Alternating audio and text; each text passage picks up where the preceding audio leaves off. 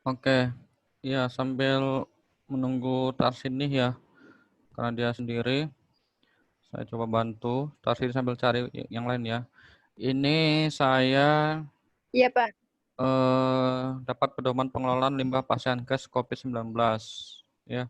Ini kurang lebih sama, cuma COVID itu lebih ini lagi lebih butuh penanganan khusus. Intinya sih hampir lebih kurang lebih hampir sama cara pengelolaannya. Oke. Kalau COVID bagaimana? Ya, kalau dia tinja, ini kalau dia dari tinja, air cucian pakaiannya maupun cucian linen, ini kurang lebih sama ya. Ini juga di rumah sakit begini. Kalau dia dari cairan pasien, itu dibuang langsung ke wastafel atau air limbah di toilet. Kemudian eh, kalau dia itu pipanya harus tertutup. Kemudian selalu diperiksa instalasi penyaluran airnya dan ipalnya. Yang penting kalau dia dari tinja dan kotoran itu ipalnya, instalasi pengolahan air limbah. Oke, disesuaikan khususnya kadar klorin harus 0,1 sampai 0,2 mg per liter. Kemudian kalau untuk limbah padat itu ya contohnya dari kardus, sisa makanan. Ini tadi menjawab yang dari Vina ya. Sampah dan sebagainya itu disediakan 3 wadah. Biasanya itu ada organik, non organik sama khusus. Yaitu kalau yang limbah non infeksius ya. Oke. 3 wadah yang diberi label berbeda, misalnya organik, non organik dan limbah padat khusus. Kemudian kalau dia plastik dengan warna yang berbeda pula ya. Dan untuk pengangkutan limbahnya itu kalau dia sudah 3/4 penuh dan maksimal 24 jam itu segera diambil. Kemudian atau sekurang-kurangnya 6 jam sekali. Petugas pengambilnya harus dilengkapi dengan masker, sarung tangan, sepatu boot, dan apron. Intinya APD-nya lengkap. Oke. Kemudian ini teknis pengambilannya itu saya kirim ke grup ya. Kemudian untuk yang mengambil sampahnya, biasanya kalau di rumah sakit itu, Vina, biasanya itu pakai pihak ketiga. Jadi misal di Rumah Sakit Indramayu, itu pakai pihak ketiga itu adalah rekanan atau yang sudah kerjasama dengan, jadi di wilayah Bekasi atau Tangerang itu ada perusahaan khusus penghancur limbah. Mungkin kalian pernah dengar ya di Cirebon, itu di salah satu TPS itu pernah ada yang buang limbah medis sembarangan. Jadi ada perusahaan yang buang limbah medis ke TPS, padahal itu berasal dari rumah sakit seluruh Indonesia. Ya, nah itu sangat berbahaya. Takutnya nanti kena pemulung, ya, atau diambil masyarakat. Nah itu yang berbahaya karena kan tadi ada yang limbah infeksius. Pernah ada kejadian di Indramayu, itu petugas di RSUD Indramayu, saya diceritakan sama kelas karyawan yang bagian Kesling, itu pernah ada kejadian, jadi petugasnya itu tidak tidak mengindahkan SOP, jadi dia itu mengambil jarum suntiknya itu tidak pakai sarung tangan, kemudian ketusuk jarum suntik bekas yang dipakai pasien. Nah, setelah itu ternyata pas di jalan dia belum merasakan, pas di tengah jalan dia ternyata keringat dingin dan mulai demam tinggi. Nah, seperti itu dampak dari kecelakaan kerja karena ketusuk jarum suntik. Biasanya kalau jarum suntik itu, Vina, biasanya diolahnya adalah dengan cara dibakar dengan suhu tinggi pakai alat namanya insinerator. Jadi tadi limbah-limbah tadi itu dimasukkan ke dalam alat khusus, dibakar, suhunya itu 1000 derajat Celcius, dibakar nanti jadi abu seperti itu. Ya, tapi sekarang memang insinerator itu ada aturan baru, kalau bisa debunya itu diolah agar tidak mencemari tanah dan sebagainya. Itu sekarang menjadi perhatian khusus lagi, khususnya tentang debu dari hasil pembakaran tadi. Nama alatnya insinerator. Itu ya. Kemudian kalau limbah padat, limbah B3 berbahaya, beracun, berbahaya, limbah berbahaya dan beracun, ya B3 itu misalnya dari infus bekas tadi ya, dari apa namanya, dari jarum suntik, dari ruang UGD, dari ruang isolasi dan sebagainya, itu ditaruh di tempat yang khusus, ada lambang infeksiusnya seperti ini. Langkah-langkahnya, masukkan ke dalam wadah yang dilapisi kantong plastik warna kuning, simbolnya biohazard begini, ini infeksius ya artinya ya. Kemudian di dalam kantong plastik limbah B3 medis, kemudian ditaruh, kalau cairan bisa langsung dibuang ke tempat penampungan air limbah atau wastafel atau WC yang langsung ke IPAL. Kemudian kalau yang tadi dia limbahnya padat, harus segera juga dibawa ke TPS pengolahan limbahnya. Menyambung tadi yang pertanyaan Neneng, dulu kita waktu kecil mungkin pernah main ini ya, main tembak-tembak dari jarum suntik, dari bekas jarum suntik ya. Memang jarumnya sudah tidak ada lagi. Ternyata itu penyebabnya karena apa namanya? Jadi ada oknum-oknum juga ya, saya tidak semua sih, ada oknum yang dia itu langsung menjual ke pemulung, pengepul begitu, khususnya yang jarum suntik. Nah, nanti itu diolah lagi, dijual lagi seperti itu. Nah, itu yang contoh yang apa namanya? Oknum yang perilakunya tidak baik seperti itu. Jadi ternyata dijual ke pemulung atau dijual ke pengepul sampah. Nah, kenapa berbahaya? Karena tadi sisa jarum suntiknya itu kan kita tidak tahu habis menyuntik pasien apa. Nah, seperti itu.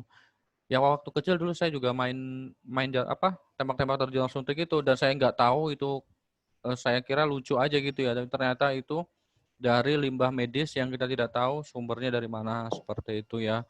Itu karena tadi ada oknum yang kurang baik perilakunya, kurangnya pengawasan, dan biasanya itu apa namanya, eh, kerjasamanya itu dengan pihak ketiga itu, apa ya Mas, kadang-kadang soalnya pihak ketiga itu mengambil sampahnya kadang tunggu banyak dulu seperti itu. Makanya tadi mungkin yang Bu Nelly, ya kenapa limbah dari nifas, nifas itu kan yang dari ruang persalinan ya. Jadi kan memang banyak sisa-sisa dari kayak organ, dari apa namanya, darah dan sebagainya, dan dikumpulkan jadi satu, dan memang cukup bau ya kalau nggak dikelola dengan baik, khususnya dari nifas dan melahirkan tadi seperti itu. Jadi untuk ruang persalinan juga itu khusus untuk pengolahan limbahnya. Jadi ada limbah-limbah organ, itu juga penanganannya khusus, tidak boleh ditaruh di sembarangan di belakang ruang nipas tadi. Kenapa? Karena tadi bisa menimbulkan lalat dan bau, seperti itu. Karena kan memang dari ruang persalinan itu kan cukup banyak organ dan, darah yang dihasilkan, seperti itu ya. Ini APD petugas pengambil limbahnya, siapa tahu nanti ada yang bekerja sebagai sanitarian. Nah, maksimal itu 12 jam ya diambil, atau lebih bagusnya itu 6 jam sekali. Oke. Kemudian pengangkutannya dilakukan dengan transportasi khusus, dan apa namanya, setelah itu juga petugas harus membersihkan dirinya karena tadi cukup banyak. Nah, ini dibakar dengan menggunakan insinerator ya. Kemudian abunya itu dikemas dan dikirim ke penimbun berizin. Jadi itu ada pabrik yang penimbun berizin. Jadi kalau kalian ini silakan aja lihat insinerator mana ya, saya coba searching ya nanti ya. Insinerator. Biasanya organ-organ juga begitu langsung apa namanya, kalau organ jarang yang di insinerator ya, karena kan memang itu biasanya limbah-limbah yang kayak jarum suntik yang padat. Kalau yang organ atau darah biasanya langsung, kalau dia liquid atau cair biasanya langsung dibuang ke pengolahan ipalnya seperti itu, atau ditanam. Itu ya. Ini yang untuk insinerator tuh gambarnya seperti ini. Kayak terlihat ya? Terlihat nggak?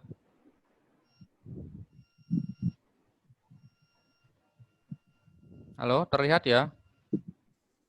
Terlihat, Pak. Nih, ini suhunya 1000 derajat Celcius, nanti jarum suntik dan yang lain-lain itu dibakar di sini, abunya dipindahkan lagi ke tempat yang berizin. Nah, ini tuh hanya perusahaan atau pihak ketiga yang mempunyai izin khusus dari Kementerian Lingkungan Hidup. Ya, jadi tidak semua bisa mengelola ini. Seperti itu. Itu ya.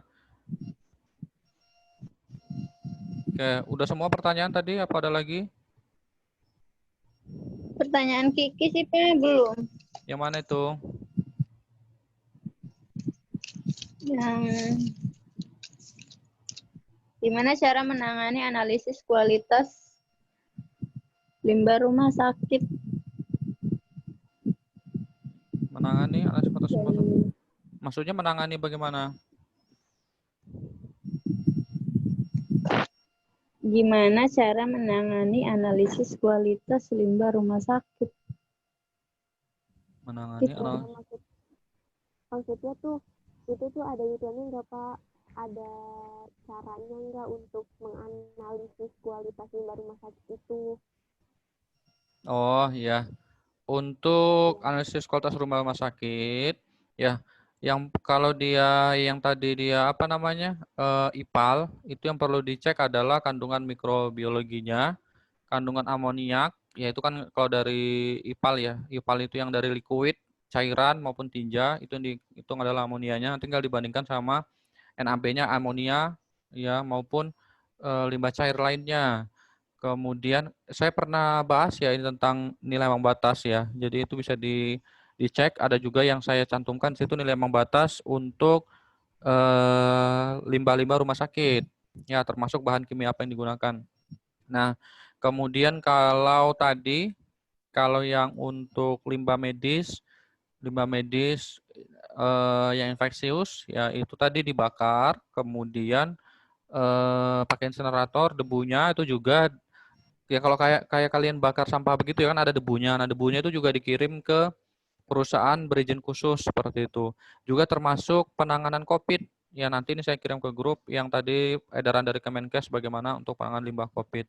Intinya kalau nanti kalian ada yang tertarik di sanitarian yang bekerja di Kesling, baik itu limbah organik, non organik, infeksius, non infeksius, ya maupun yang limbah radioaktif itu semua standarnya dikelola sesuai dengan apa namanya ketentuan IPAL-nya. Jadi IPAL-nya juga harus dibikin instalasinya. Misalnya kalau kalian nanti ada yang bekerja di rumah sakit belum punya IPAL, bisa minta tolong apa namanya minta pihak ketiga buat bangunkan IPAL-nya. Kalau rumah sakit tuh yang sudah cukup bagus tuh IPAL-nya RSUD Indramayu tuh mereka sudah cukup bagus pengolahannya.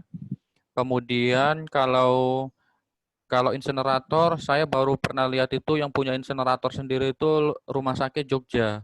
Yang kalau Indramayu juga belum punya insinerator sendiri. Jadi mereka tinggal ditaruh di situ dibakar, kemudian nanti debunya dikasih ke pihak ketiga untuk ditimbun. Itu juga ada khususnya. Nah, nanti setiap parameter tadi itu diukur. Tapi kalau yang limbah padatan tadi, kayak jarum suntik dan sebagainya, itu kebanyakan itu dikumpulkan di wadah tertentu. Plastiknya beda-beda ya. Nanti itu kalian bisa lihat logo apa lambang-lambang ada yang infeksius, yang organik, itu kan beda-beda.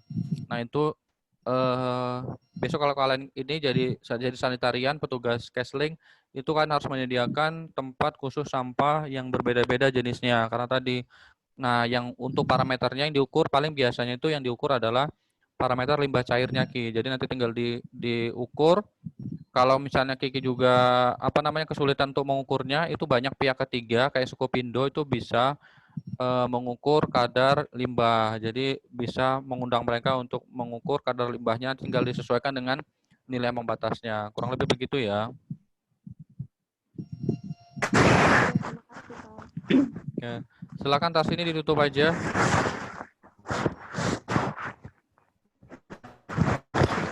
ini dibaca ya Pak? Ditutup aja sudah. Udah semua kan ya? Oh ya udah. Udah.